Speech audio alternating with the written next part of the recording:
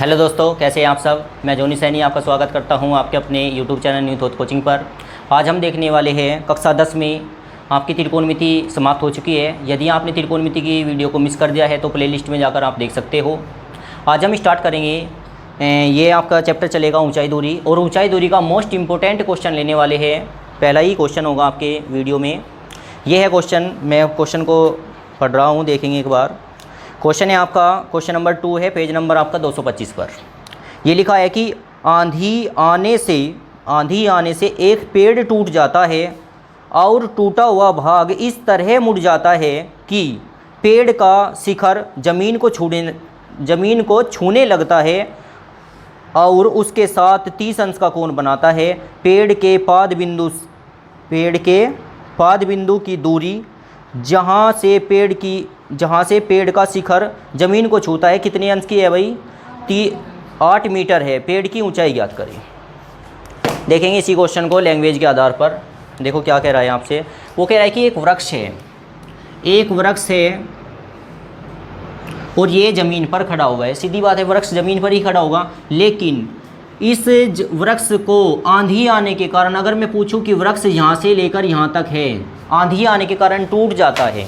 वृक्ष की अगर टोटल लंबाई पूछी जाएगी तो यहाँ से यहाँ तक होगी ना, लेकिन आंधी आने के कारण ये वृक्ष टूट जाता है, टूट गया लगभग यहाँ से यहाँ तक वो टूट जाता है। और टूटने के बाद वो इस प्रकार गिरता है कि यहाँ पर तो अब भी चिपका हुआ है, लेकिन वो उसका जो शिखर है वो कहाँ पे टच करने लगता है? ज़मीन को टच करने लगता है।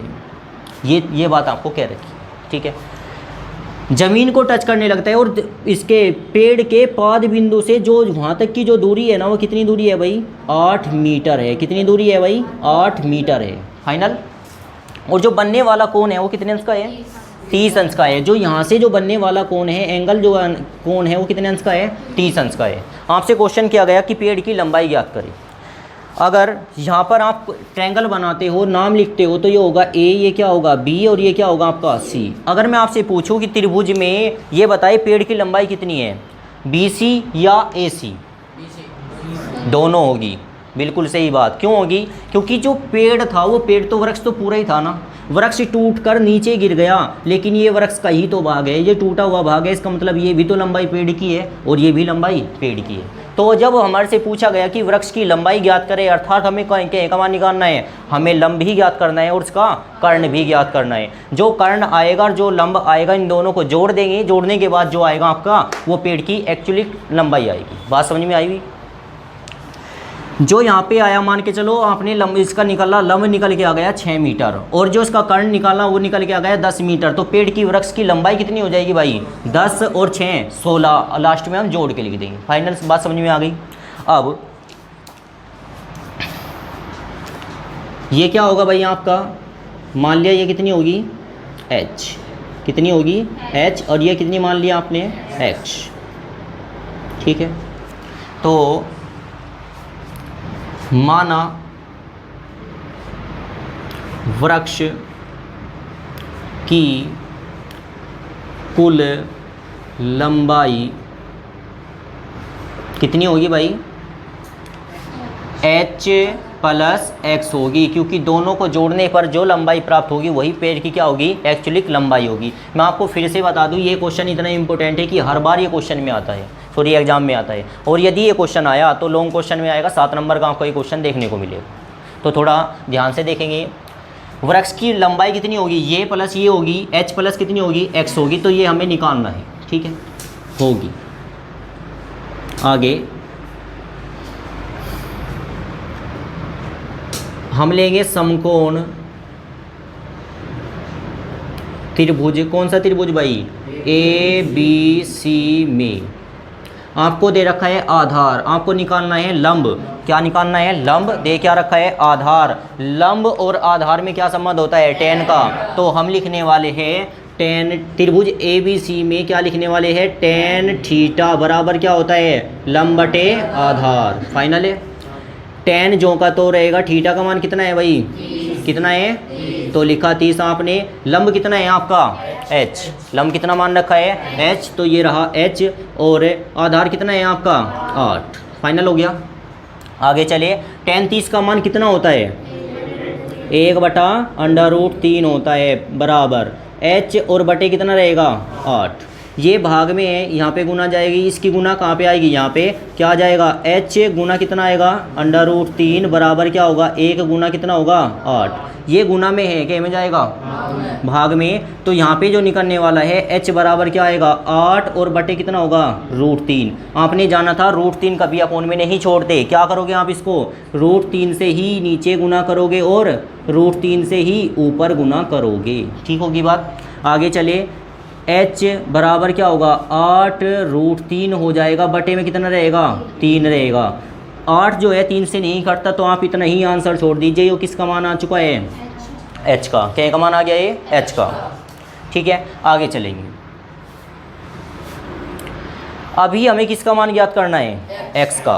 हमें क्या दे रखा है आधार दे रखा है। अगर हमें आधार दे रखा है, कर्ण आपको ज्ञात करना है, तो किसका फॉर्मूला लगाओगे कोस का, क्योंकि हमें आधार दे रखा है, किसका निकालना है मान कर्ण का। आधार बटे कर्ण किस में होता है कोस में होता है। तो हम लिखने वाले हैं त्रिभुज समकोण त्रिभुज।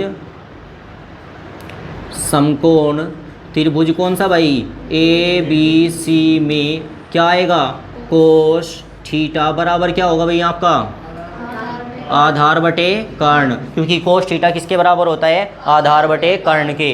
अब कोस जो का तो रहेगा बबलू, थीटा का मान कितना है भाई जी, थीटा का मान कितना है 30। अरे थीटा मतलब कोण, और कोण का मान कितना है भाई 30 है, तो 30 लिखोगे। ठीक है, आधार का मान कितना है 8 और कर्ण का मान कितना है तो x लिखेंगे। ठीक हो गया। tan 30 का मान कितना होता है, सॉरी sin 30, कोस 30 का मान रखना है यहाँ पे। कोस 30 का मान कितना होता है √3/2। कोस 30 का मान होता है √3/2 और यहाँ पे हो गया 8 और बटे क्या होगा x। तिरछी गुना करोगे, इसकी गुना यहाँ पे और इसकी गुना यहाँ पे क्या आएगा x √3 बराबर क्या होगा 8 और गुना कितना आ जाएगा 2। ये यहाँ से गुना में क्या में जाएगा भाग में, x बराबर क्या आ जाएगा 8 दूनी 16 और बटे क्या होगा √3 बटे √3 आया, तो क्या करना पड़ेगा √3 से ऊपर नीचे गुना करनी पड़ेगी आपने की। x बराबर क्या आ चुका होगा 10 √3 और √3 की √3 में गुना करोगे क्या आएगा 16, क्योंकि यहाँ पे 16 तो 16 ही रहेगा। ये 16 √3 और बटे कितना रहेगा 3, जो कि एक मान आ चुका है x का। आपने बताया था कि वृक्ष की कुल लंबाई कितनी है h + x। h का मान कितना आया ये, और x का मान कितना आया 16 √3 और बटे 3 आया है। इसके बाद लिखोगे तब वृक्ष की लंबाई, वृक्ष की लंबाई क्या है भाई h + x या x + h, कुछ भी कह सकते हो, जोड़ में है। x की जगह x का मान रखेंगे। x का मान कितना है 16 √3 और बटे 3 प्लस h का मान कितना है, तो यहाँ लिखने वाले हैं 8 √3 और बटे 3।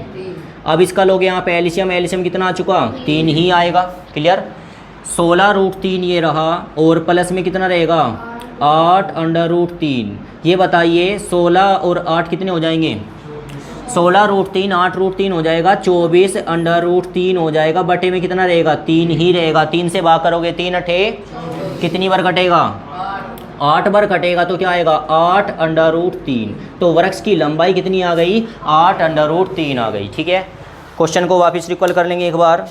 क्या दिया था आपको दिया कि एक वृक्ष है, आंधी आने के कारण वृक्ष टूट जाता है, जिसके कारण उसका जो शिखर है वो ज़मीन को टच करने लगता है, और बनने वाला कोण 30 अंश का है। जहाँ से ज़मीन को टच करता है उसके उस बिंदु से जो ज़मीन की जड़ है, सॉरी जो वृक्ष की जड़ है उसकी दूरी जो है वो कितने मीटर की है 8 मीटर की है। आपको निकालनी है वृक्ष की टोटल लंबाई कितनी होगी। जो वृक्ष टूट के नीचे गिरा है उसकी भी तो लंबाई वृक्ष ही हो गया। तो यहाँ पे x और किसका h का दोनों का मान ज्ञात करना, यही आपने लिख के दिया कि माना वृक्ष की कुल लंबाई कितनी होगी x + h हो गई। ठीक है, आपने त्रिभुज का नाम दिया ABC, लिखा समकोण त्रिभुज ABC में आपको क्या दे रखा है, ये अगर आपको निकालना है ये क्या होता है लंब होता है। ये क्या दे रखा है आधार। लंब और आधार में संबंध क्या होता है भाई tan थीटा, tan थीटा बराबर लंब बटे आधार। थीटा का मान रखा, लंब का मान h रखा, आधार का मान 8 रखा, tan थीटा का मान। ये सोल्यूशन दिया कि एक फाइनल रिपोर्ट निकाल के लाए h का मान।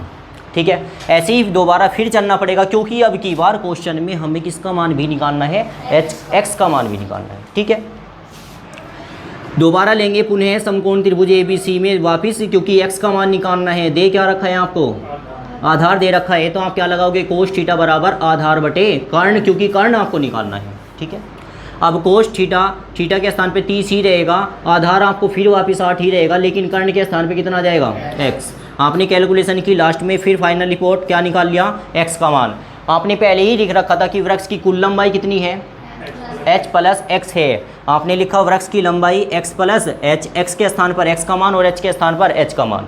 अब रखने के बाद में आपने इसका एलसीएम लिया, एलसीएम लेने के बाद अगर यहाँ से कट जाता है तो अच्छी बात है, नहीं कटेगा तो भी आपका आंसर यही कहलाएगा। ठीक है,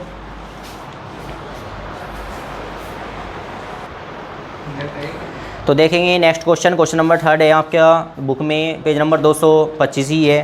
क्वेश्चन पढ़ रहा हूँ मैं।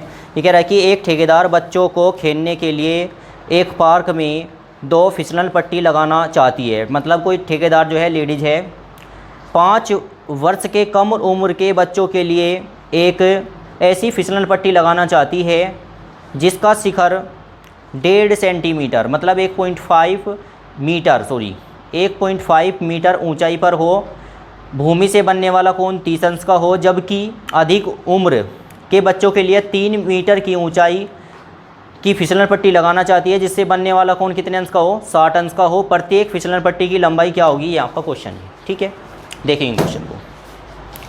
क्वेश्चन क्या दिया, क्वेश्चन ये दिया कि एक ठेकेदार है, क्वेश्चन नंबर 3 में एक ठेकेदार है, उसने 2 फिसलन पट्टी लगाने का ठेका लिया है। एक तो फिसलन पट्टी वो लगाती है छोटे बच्चों के लिए,